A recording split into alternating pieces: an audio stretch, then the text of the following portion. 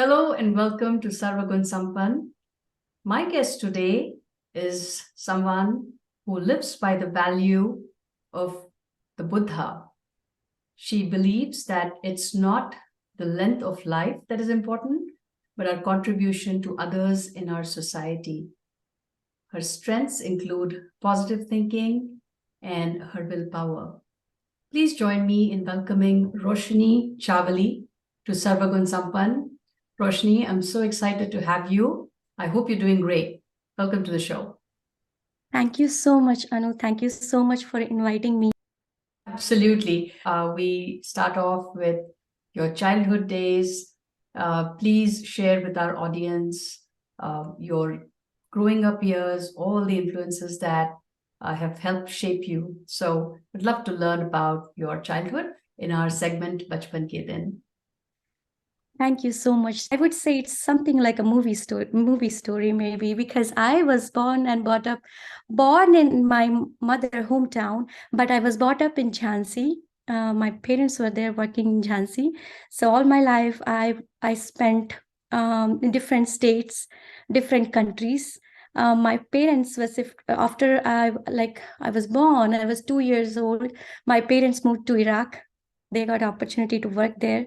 They moved to Iraq, and then they came back. And then I started my schooling in Uttar Pradesh, which is not part of India. And my schooling started from there and learned so many. I would say due to my dad's job, he was working as a mechanical manager for central government, IRCON International. And due to his job, we have to move from one place to other every time. I would say sometimes one semester, sometimes 2 semesters, sometimes like 2 years, 3 years, we don't know when. So I would say until my 10th grade, I changed 13 schools. So many of them think, how did you do that? But I don't know, maybe my mom taught us to, adjust with the situation. Wherever we go, whatever we do, you do your best, you will succeed in your life. She always used to. And I was like so new to every class teacher, and new friends, new college, new school, new teacher, new surroundings, new atmosphere, new food. But I think after a couple of days, a couple of months, we were just got used to it. And my mom was our willpower, because she was so strong. She's so strong still. She taught us how to just go with the flow, even though that was not in every part was challenging, because we were new to every state, every part of I would say India. So she would say, we should live, we should do our best, and everything comes to you. So let's try to do our best. So we learned so many so many sports, different languages, different food, of course, and of course different form of dance. I was so much into dance, I think, from childhood. My mom said that I was 6 months when I started holding a wall, and I would dance to any music. Any music. So I was so much into dance. So wherever my parents moved, they put me in dance school. No matter whoever were available. Was it Kathak teacher? Was it Bharatanatyam teacher? Was it new hip hop or new Western dance? My mom would just learn whatever you have, just learn. So I think because of that, I was exposed to different cultures and different dance forms, different dressing up, culturally dressing up, and take part in all cultural activities, sports.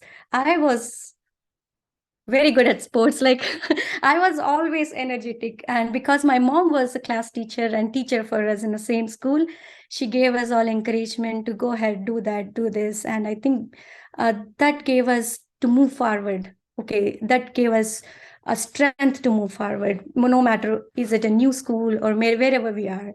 So that was my childhood. And I had so many memories, great pictures in my mind. I don't of different places. I was and also I think I could understand many languages because of that, because my parents keep moving and we have to learn we have to learn that language to be there, to make friends. So in that way we started learning language. For example, we were in Bangladesh for a couple of times. My parents were in Bangladesh, and my dad's work was never in cities. It was always a rural area where he has to develop roads, construction, he was a mechanical construction job. So he, wherever he would go, that will be a rural, I mean, area, or my mom would be a teacher for all of, maybe sometimes a whole town, you know.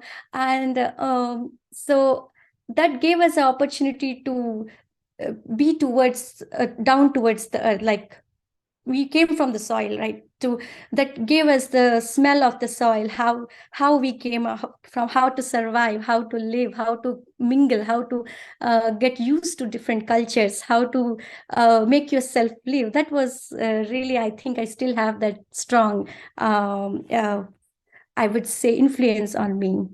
And like I said, I still admire all languages and cultures, and I'm so blessed that I was born in India, because every 100 meters, like Modi said, we will have different food and culture and language. So, and I got to explore almost, I would say, almost whole India. That is wonderful. And I think, everything that you've gathered through those experiences, traveling, making those connections has not been lost. I think you have, taken all of that, and it's everything that you do today is coming from that source. So, really wonderful. We'll move on to our next segment, Roshni, which is Ye Kahaan Aa Gaye Hum. This is the next phase in your journey, your post high school, I guess, and whatever that entailed, college, your further education, your marriage, you moving away from India, perhaps. So take us down that journey. Thank you so much, Anu. That's a great journey in itself, because that's when my parents decided, stop, we should stop moving now. I think our kids are in high school. We should stop moving and let them focus in one place, thanks to them. So they they decided, because we were from Hyderabad and South India, they decided that they'll continue high school and education in Hyderabad.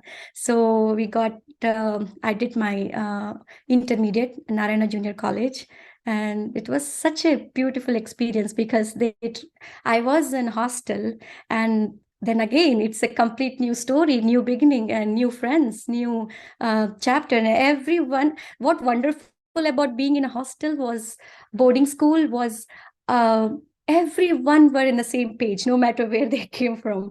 So we were all like missing home, missing mom's food. But then we have to study, because they spent a lot of money for us and education, and we have to work hard to make them proud. Teenager, but then I happily finished my junior college there, and then I got admission in engineering college, which is under JNTU, Jawaharlal University of Technology, Hyderabad. I studied information technology and computer sciences, and I learned so many things in my engineering. I would say I was not that interested in IT, but because my parents said either you have to be a doctor or engineer to survive. I don't know. That time, I mean, they still say that, but I was not into that. I did that because of my parents. Like, I wanted to see them happy, and okay, and succeed. They feel, but I always wanted to do designing and directing, designing, and painting. But then my mom said, even though you can do, if you are still doing in your engineering, even though you're doing your engineering part time, you can go study whatever you want. I can pay for you. I said, thank you. Go put me in a painting institute. Then I should say thanks to her. She took me to Siri Institute of Painting, Hyderabad. Habits. So I studied my advanced painting course while I was doing my engineering. I learned so many techniques in oil, acrylic, and in the same time, I used to take tuitions. I was a tutor for high schoolers and little kids. And they used to come to my school, my home, and after my college school, I would teach them. I would help them finish their homeworks and teach them math and science and sometimes art and sometimes dance too. So it was a great experience, I would say. My engineering days were awesome. And of course, I succeeded. My parents were so proud that I finished in good grades. Like I had my good 3.5 GPA when I passed my engineering. So they were happy with that. And then finally, I got opportunity to visit Ethiopia the same time after my engineering, because my father was transferred to Ethiopia for work. And that gave me opportunity to know how lucky we are. I mean, when you travel, when you see, when you learn from different people, different culture, I think that's a different planet for me at the time. So when you see that, you realize that you are so blessed to be what you are, and you can do many different things what others cannot do, and we should try whatever. So that was in my mind. If opportunity comes to me, I would never say no. So I was so young and teen at the time. When I came back, I had a on-campus job. I got a job in IT industry. My parents' dream come true.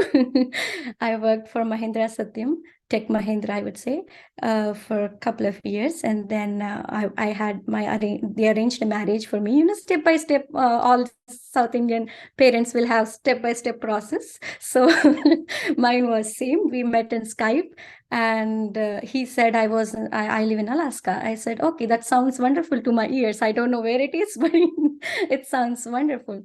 And they decided we will get married. But we loved each other too. We liked each other. Love was different, but we liked each other. He was doing his PhD at the time when we got arranged, and then we got married, and I moved to, like I would say, really completely different planet to Alaska. So Alaska. I'm really thankful to be in this country. I'm really thanks to you, this country. I'm so grateful to be here, because it's a land where we can make our dream come true. If you really want to reach that dream, I would say this is the land we can really work hard and reach the dream. So when I moved here, I moved as F2, which is a dependent for student dependent. I was student dependent. We are not allowed to do as much as normal H4, who is dependent work authorization dependent, can do. So I was not even allowed to do anything related to my subject. So I was so shocked. What? I cannot do anything? But then university said, we lived in university, family housing. So every day I used to go to library and talk to different organizations. University here offers an organization and meeting and schedule that how we can develop ourselves, development courses. So they said you can do many different things apart from what you studied.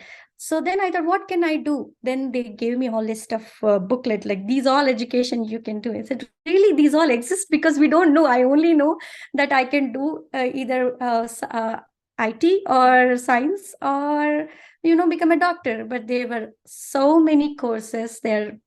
Sky is the limit. There were so many courses I could take. Then I decided that I would understand the education where I'm living, like United States. So I got admission in master's in secondary education, where I got opportunity to learn American education and how education would be. And since I was in Alaska, I was mentored. I was appointed at school, high school, and I had a mentor teacher, wonderful teacher. Her name was Beth. She taught me. I learned so many things there. I don't know how much they learned from me, but I learned so many things from them. But it was nice to be in a different country, where you don't know anything. Even kids don't know about you, but they always have so many questions. Same like me, I always have so many questions. But they always, I think they admired us, and they asked me, what is this? What is this? Why do you wear this? Why do you wear, but we would explain that, and they would be so happy. And sometimes some of them wouldn't even know where India is on a continent. I have to show them this is a part where I came from. And kids were so happy. They were excited to see. And I had a great experience, I would say, in Alaska. Apart from -50, that's a different experience, or different way, but -60 was chilly. No, and I think the fact that you traveled to so many countries, I think barring the cold, maybe there were some things that were different about this country, especially coming on the visa that restricted you from doing what you could. But Yes. again, your ability to navigate those situations and go ahead and just enroll, go with the flow, like your mother said, when you were growing up, that just kind of looks like it made it easy for you to do that course and not have like a closed mind, but open your horizons, right? Yes, and since we were not good in that in English, and the English would be different, and accent would be different, but still they were so nice. I would say there are such a nice people still out there who can help us out, who can make us feel strong, and who we can really make ourselves go with the flow. And I think, like I said, positive thinking and willpower could definitely help us wherever we are. Absolutely, no doubt, and you've proved it. Roshni, our next segment is Kaam Ki Baat, and here we talk all about your current job. You've got a degree in computer science, engineering, software engineering, I'm assuming. Talk to us about what you do in your job, and how did you get to this point? After I moved to United States, I was not, like I said, I was on F2. I was not allowed to do anything. It took me legally to work here. It took me almost 8.5 years. I would say 8 years. So meanwhile, my husband, I thanks to him because of his encouragement and investment in my education. He only said one thing. I said, I think education is very expensive here, and he is a student too. But he said, Roshni, education is the best investment we can do for future. So, and he was not hesitated to pay for my tuition fee and credit scores and everything. Then I got an opportunity to do my advanced painting course, University of Alaska, Fairbanks, and then my master's course. And then we moved to Ohio. Such a great place. We moved here. He got his first job, and I was trying to learn new technology, because every day technology is changing and we have to learn. I don't think what I learned in engineering is anywhere close to what it is today. So every day we have to learn. Every day we have to know what's going on, what's the changes in the society, on what the technology is doing these days. So I got an opportunity to learn all those things. Like, for example, I learned testing, I learned business analysis, I learned business management, management of finance. I got an opportunity to learn, I would say, and I was waiting for my day would come so that I can legally work here. But meanwhile, I was looking for school for my kids. I have two wonderful kids. I'm so blessed. One boy, one girl. Boy is 8 years old. Girl will turn 3 soon. So I was looking for schools, and when I got an opportunity from one of my friend to recommended me to go to Montessori, and I really, as a teacher, as a previous teacher, I learned that Montessori is way I was when I was growing up. I lack somewhere. I am a kinesthetic learner, and somewhere I lack the teaching in me there. So I don't want my kid to face that. he need to have a material and feel and touch what he's learning, what he's doing in a big way. I mean, he has to use his brain to for any calculation. So I heard that Montessori education is perfect. I went to school. I got to talk to director, Mrs. Lakshmi Mohan. Miss Lakshmi Mohan, she's a wonderful experienced teacher. uh, and she said, I just meant to join my son, and she said, you have done so many courses, why don't you come help us? You can be as a volunteer, or maybe you can just be with your kid every day. So she gave me an opportunity to just be with my son and learn more, learn. As every day is new experience as a teacher, but I got to learn many things and help them. So that was for 2 years. In pandemic, I got an opportunity. I think there are advantages we could take. I would talk the positive side of pandemic. It gave me opportunity to learn new technologies sitting any there were so many universities and college would provide online courses. We don't have to go to college. That was a blessing. So I did my technology courses there. Workday. I learned Workday. I learned testing, business more. I just upgraded myself, I would say, with technology at the time. And then finally, I got my work authorization one day. I could work. And I got a job as Workday consultant, and I'm working for a company business now. It's taken a while for you since you came and you're finally able to work, but it's great that you didn't just sit idle. You actually took advantage of whatever opportunities came your way, whether it was working in the Montessori or just upgrading your skills during the pandemic, and that is wonderful.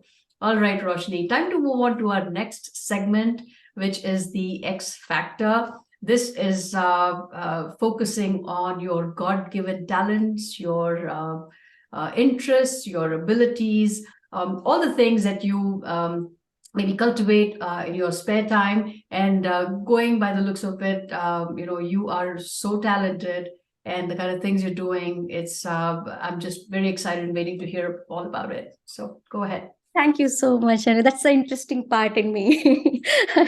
Like I said, engineering I did only for my parents, and then now I got an opportunity to do what I really like, is teaching a dance, art, and designing my costume. I have my own brand called Delight Art LLC. I have my own company. I'm a founder of that company. I design Indian fabrics. I encourage. I support many Indian women entrepreneurs in India. I encourage them. I get supplies from them. I would say I'm so happy to to pay them maybe, but I wanted to encourage them.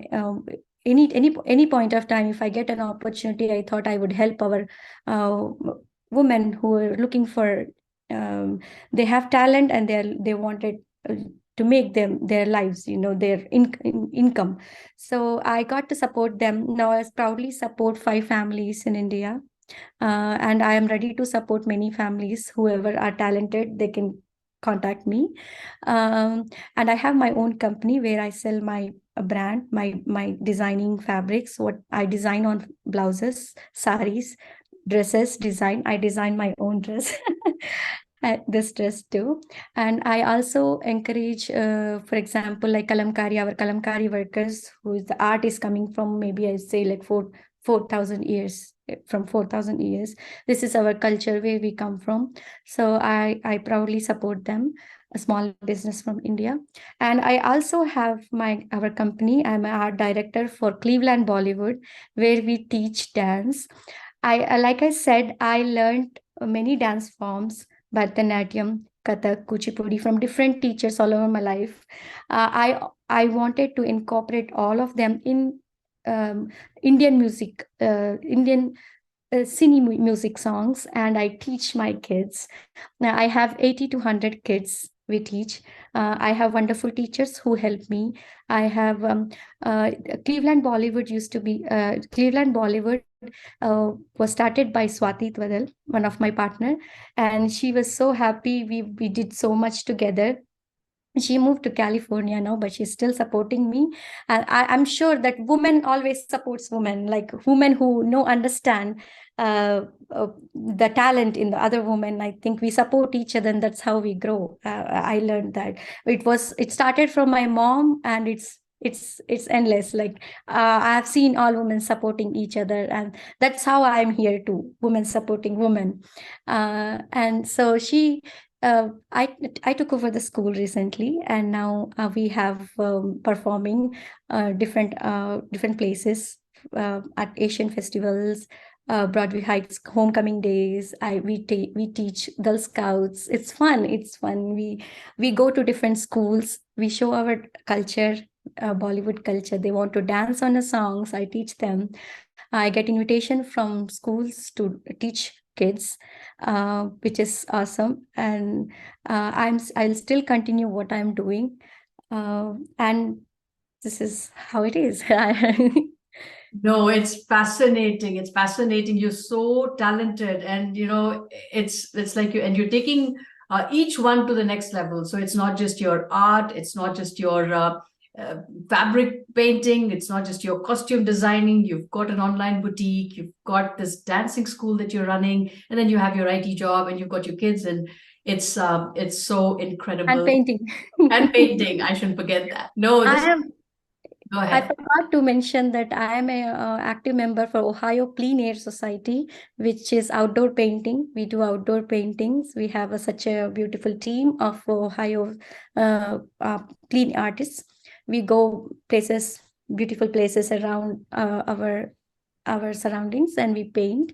And I always take part in gallery shows, local gallery, Drexel Broadway Heights gallery shows. And I'm so proud that some of my paintings were sold the same day. It's so nice that I think when you have passion, you can't stop doing. We will just go with the flow. Opportunity. If opportunity comes to me, I would not say no, for Oh, sure. that is such a wonderful lesson for all of us here, Roshni, what you're doing and your attitude, your positive attitude. So that is really great.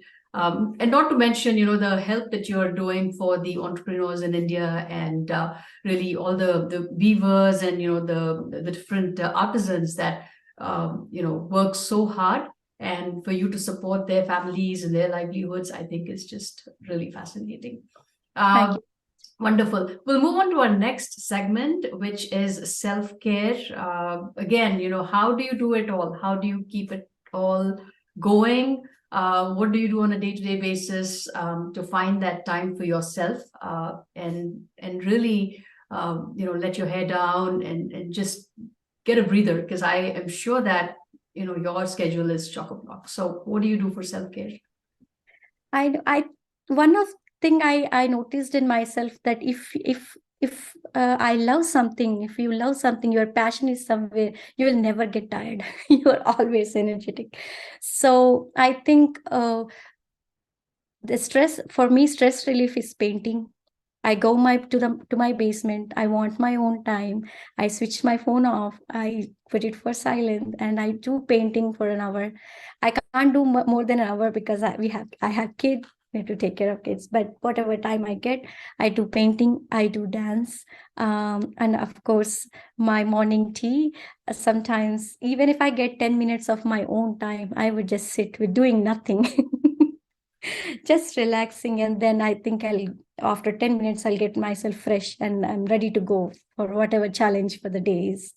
And like I said, we'll never get tired if you're passionate about something. So I will get tired if I'm not doing anything, for sure. But my mind gets refreshed if I'm doing my painting or my dance. I think that's a form of meditation. I would say that dancing to yourself, dancing, using your own, being in your own space, painting and expressing through canvas is what we can do to relax ourselves. Absolutely, and such a blessing that you've got the talent, and you take it as a meditation. You really are able to invest that kind of time and energy, and use it as a stress buster. Something to give you that relaxation. That's great, Roshni. Before we wrap up, Any words, parting words for our audience from you? If you have willpower in you, uh, and you have passion to do something, and you can do it, you can learn many different forms to use that thing and take opportunity. I would say don't say no. If an opportunity coming to I would say don't say no, that you can't do it. I think any one of us can do it if we have that willpower to do it. And education, I say that if you have some time, educate yourself no matter what. If it says education for stitching, educate yourself. It's education for dance, educate yourself. It's education is what you're investing on yourself, and nobody can take it from you. And never stop learning. Never stop learning. No, that is awesome. That's great advice. And I think one thing you haven't really mentioned, but I think I know based on my research, is that you also provide support for events. You're like, a one-woman event management company in yourself. So I think that's something that you do really well as well. Great advice, Roshni. I am going to make sure that I drop all the links to your various endeavors in the description box if anybody wants to get in touch with you, whether to look at your products on your boutique, online boutique, or enroll themselves in the Cleveland Bollywood Dance Company, your art gallery. Folks will be able to connect with you that way. I want to thank you so much for taking the time and giving us the pleasure of learning all about you. You are extremely talented, not in just one area, but several different areas, and that makes you a great resource for our community. We're so proud and blessed to have somebody like you, Roshni, and I hope you just continue to do what you're doing with so much passion and just continue to give joy all around. Thank you so much for coming, and have a great one. Thank you so much, Anugaru. And viewers looking out there, I would request them to subscribe to this channel, because this is where woman is supporting another woman. And I'm sure there are many of you are sitting right there, and you want to come out. Just subscribe to this and contact Anu. And it's a wonderful, so many things to learn from each other. It's a wonderful place we can get together. So thank you so much. Still learning. This is a learning process as well. So thank you for giving me this opportunity, and so grateful. Absolutely. Keep up that wonderful attitude. So much to learn from you, Roshni. It's very, very inspiring. I want to thank all my audience for watching this. Please come back next week and learn about the journey of another woman. I hope you've really enjoyed this episode with Roshni as much as I have.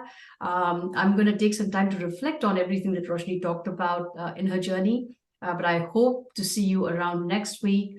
Thank you so much. Please subscribe to this channel and definitely share this with all the women in your life. Thank you and have a great day. Bye-bye. Thank you.